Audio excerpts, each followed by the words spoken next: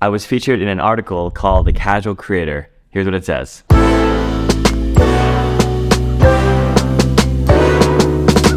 This week, lifestyle creator jedcal moved out of the co-living space he shared with creators to live in a studio apartment and refocus his career. What comes next? After a year and a half of vlogging full-time, Kaluag aims to return to work as a software engineer.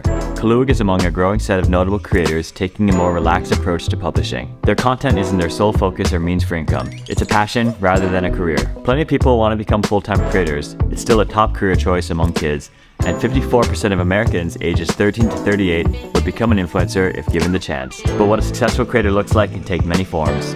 Hobbyist creators like Kaluag suggest that not everyone who creates successful and monetizable content has to be MrBeast level obsessed with thumbnails, titles, or view duration. As the creator space expands, room increasingly opens up for all kinds of creatives, no matter their interests in making a career of their ideas. So 2 weeks ago, I moved into the studio apartment, and I've already been feeling a lot better in terms of the burnout I've been experiencing with YouTube. The burnout happened for me because as a vlogger, the product is your personality, and the value you're bringing is pretty much how you're spending your day-to-day life. And that can get pretty creatively draining, turning your day-to-day life into content. So with that said, in my last video, I said I was gonna be applying to software engineer jobs. And that's something that I've been kind of doing the past 2 weeks, but because of how bad the market's been and there's such a high competition of all the laid off engineers lately, I've been getting a lot of rejections. I've been spending a lot of time reflecting on what I wanna do with my career the past 2 weeks. And something that's been a big dream of mine since probably high school is breaking into the tech startup space as a founder. And I have been working on Rate My Dorm, I would say more passively than anything. And the past 2 weeks, I figured now would be a good time to really take it seriously. Since a lot of you guys that watch my videos are college students, the past year or two, I get a lot of emails as people looking for internship experiences or just to work for Rate My Dorm.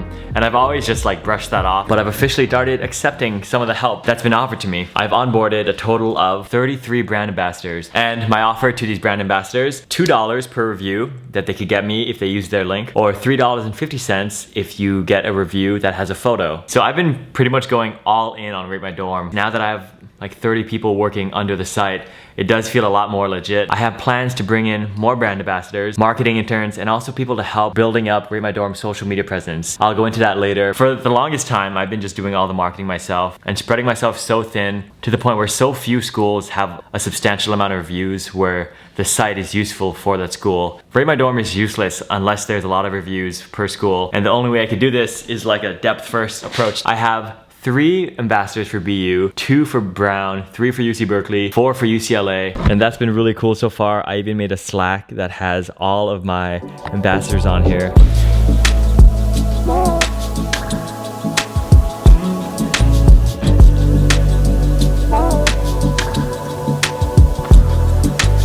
The song's pretty good. Where'd you get it from? Oh, you like it? I got it from Epidemic Sound. What's Epidemic Sound?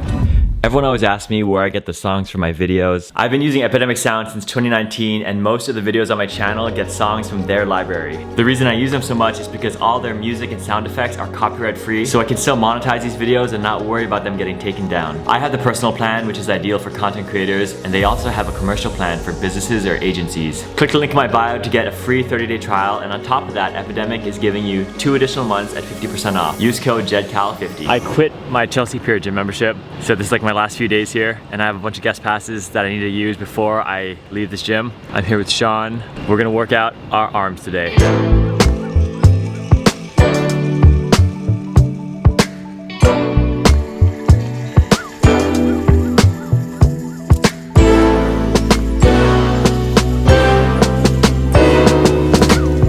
I've been a real homebody since I moved into my new apartment. These days, going to the gym is pretty much the only time I leave my apartment. I'm here with Sean. The beginning of your growth began with college vlogging, and your identity as a vlogger was that you were a college student. Then Sean graduated from BC, moved to New York City, you went full-time YouTube, and like me, you kind of lost the reason why 100K people subscribed to you in the first place. Like me, I had a job, I gained my following because I had that job, and then once enough people came, sorry guys, I'm not doing that job anymore. So same with you. So Sean then went into interview content. What happened? What was the switch? What was the reason? My views were down, so I knew if I couldn't pay rent, I would go to interviewing. When you graduated from college, did you have a hard time pumping out regular vlogs after losing that identity of being a college vlogger. When I moved here, I was super excited. I was like, New York City vlogs, Casey Neistat, Moving video, apartment tour video. But then once you get through those first few moving videos, you have to start thinking about what content you actually want to push out. moving videos. Yeah. Living in to this day. I've been practicing piano lately.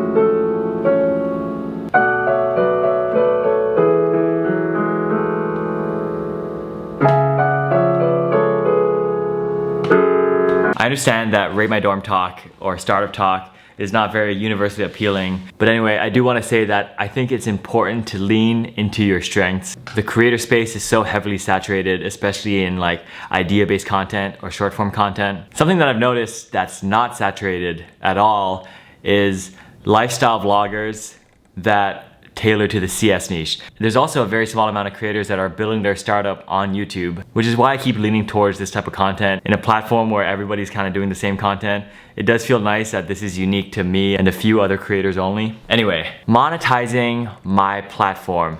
How I'm gonna do that. I've talked about the annoying issue of Rate My Dorm on how the traffic is cyclical, but just very recently, the past week or so, I had a pretty good idea, and I really think that this is gonna work. A way that I can monetize Rate My Dorm year round. I'm gonna share with you the idea because I think it's cool to look back on my channel and have every stage of Rate My Dorm public. Good timing that I met up with Sean earlier. I was mentioning how Sean made a shift to interview content in New York City, you know, asking people how much they pay for rent. And alongside him, there are so many creators that are popping off on social media where they tour people's apartments. You know, I'm sure you've seen that type of content before. So basically, my idea is growing Rate My Dorm's social media channels. I have at Rate My Dorm on TikTok, and what's gonna be on the Rate My Dorm TikTok, short form dorm tours. But if I do this correctly, Rate My Dorm will pretty much be like a second channel. Rate My Dorm could be pumping out dorm tours on TikTok from different college students across America, which is why I was thinking of hiring social media interns to help me create this type of content. But what I picture is something how the social media account Barstool has a bunch of funny party videos from across the country. Rate My Dorm will be the hub for dorm short form videos across the country. Brand awareness will benefit so much from this. And yeah, that is my next step. So up on my plate, working on that, working on continuing to onboard new brand ambassadors. And I also want to hire more involved marketing interns and UI UX interns. So if you are interested in that at all, in helping me build this thing, email me, contact@ratemydorm.com. The next time I update you on Rate My Dorm will be a couple of videos from now. So thanks for watching. I will see you next week.